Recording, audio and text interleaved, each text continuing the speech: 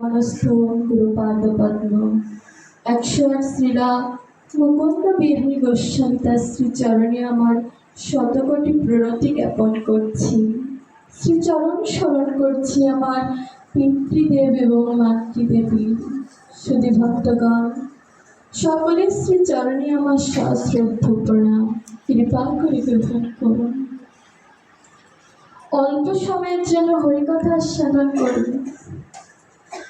আরাধ্য ভগবান ব্রজেশ্বতনয়া তদ্ধাম বৃন্দাবন রমা কাচিদুপাসনা ব্রজবধূবর্গেণা ইহ কল্পিতা। আমাদের আরাধ্য ভগবান শ্রীকৃষ্ণ নন্দের দোলাল ব্রজের তনয়া। তার শ্রেষ্ঠ ধাম কোথায়? বৃন্দাবন। তার উপাসনার পদ্ধতি কেমন? গোপীদের মতো। গোপীরা যেমন নিঃস্বার্থভাবে ভালোবাসবেন, তাকেও তেমন ভাবে উপাসনা করতে হবে। ঠাকুর মশাই বললেন, ভজিব বলিয়া কহিয়া আসিলাম, কারণ জীবের স্বরূপ হয় কৃষ্ণের নিত্য দাস। তার চরণ স্মরণ করব বলে আমরা এই জগতে এসেছি, কিন্তু এই মিছে মায়ায় বদ্ধ হয়ে আমরা সেই কথাটাই ভুলে গেলাম।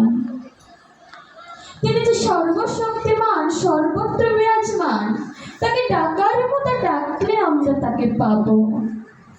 তিনি আমার আপনার প্রতিটি জীবের মধ্যে বিরাজ করেন। তাই তো কবিগুরু রবীন্দ্রনাথ ঠাকুর তার কলমে লিখেছেন,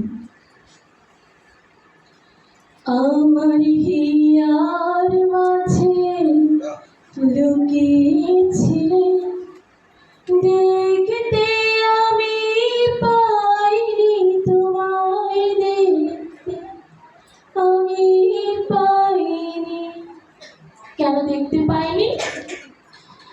বাহির পানে চোখ মেলেছি, মনটা ছিল এদিকে, ঘুরিয়ে দিলাম কোন দিকে?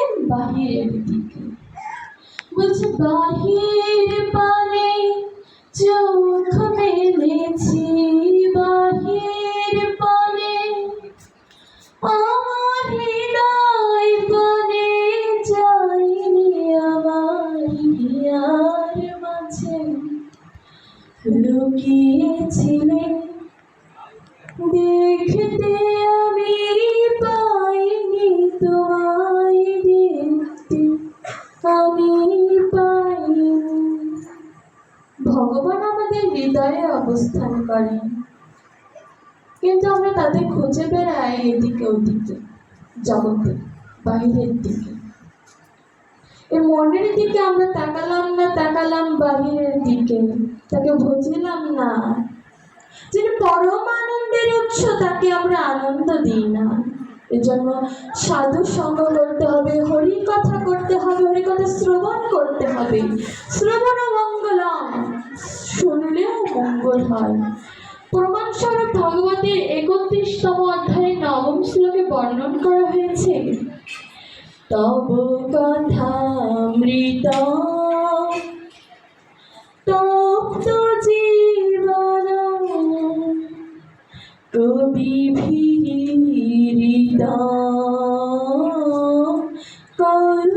কর্মশাপহম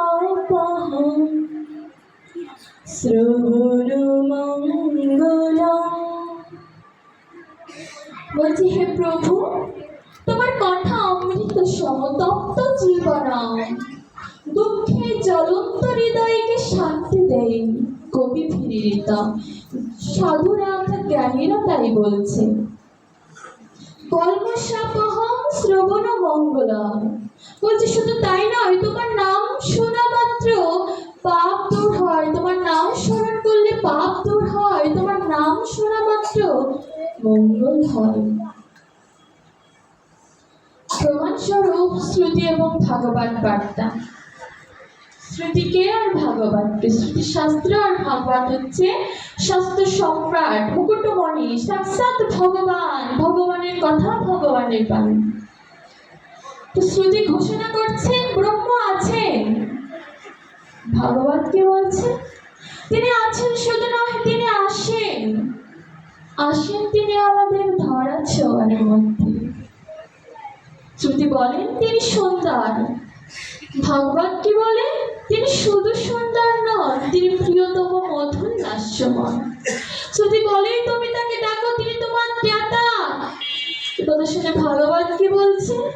বলছে তুমি কি ডাকিবে, কান পাতিয়ে শোনো, তিনি ব্যাকুল ভাবে তোমাকে ডাকিতেছেন।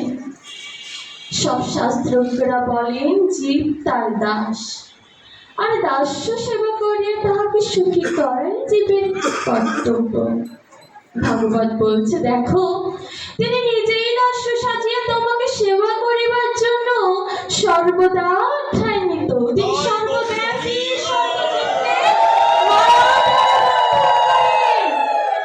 ভগবান বলছে দেখো তিনি ভক্তের প্রেমে নিজেই বন্ধন দশা প্রাপ্ত হন।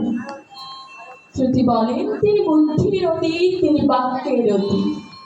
একথা শুনে ভগবান বলছে তিনি ভাবুকের ভাবনায় ও রসিকের রস কীর্তনে ধরা পড়েন। শ্রুতি বলেন সাধনায় তাকে পাওয়া যায় না। একথা শুনে ভাগবত বলছে ভক্তের লোলুপতা দ্বারা তিনি সহজ প্রাপ্য হন। এই লোলুপতা কোথায় পাওয়া যাইবে?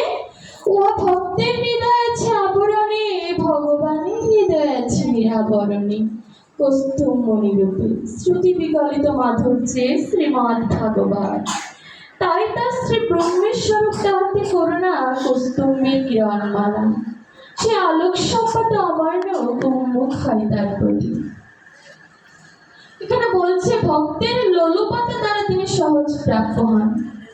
লোলুপতা মানে লোভ নয়, এটা হচ্ছে ভগবানকে চাওয়ার পাওয়ার যে আকাঙ্ক্ষা, ভগবানের প্রতি যে প্রেম, এটা বোঝানো হয়েছে। বলছে ভক্তের লোলুপতা দ্বারা তিনি সহজ প্রাপ্য হন। এই লোলুপতা কোথায় পাওয়া যাইবে? ও ভক্তের হৃদয় আছে আবরণে, অর্থাৎ ভক্তের হৃদয়ে যে কামনা বাসনা অহংকার, এই নিজে ভগবানের প্রতি যে প্রেমটা ঢাকা পড়ে রয়েছে। আর ভগবানের হৃদয়ে কেমন? নিরাবরণে, অর্থাৎ প্রকাশিত। কৌস্তুভমণি একটা দিব্যরত্ন ভগবানের হৃদয়ে যেমন জ্বলজ্বল করে, ভক্তের প্রতি ভগবানের প্রেমও তেমন উজ্জ্বল। এই কথা শুনে ভগবান কি বলছে? ভগবান বলছে দেখো শুধু তাই নয়, করুণার প্রবাহ টানে ভক্তের হৃদয়ে তিনি প্রেমের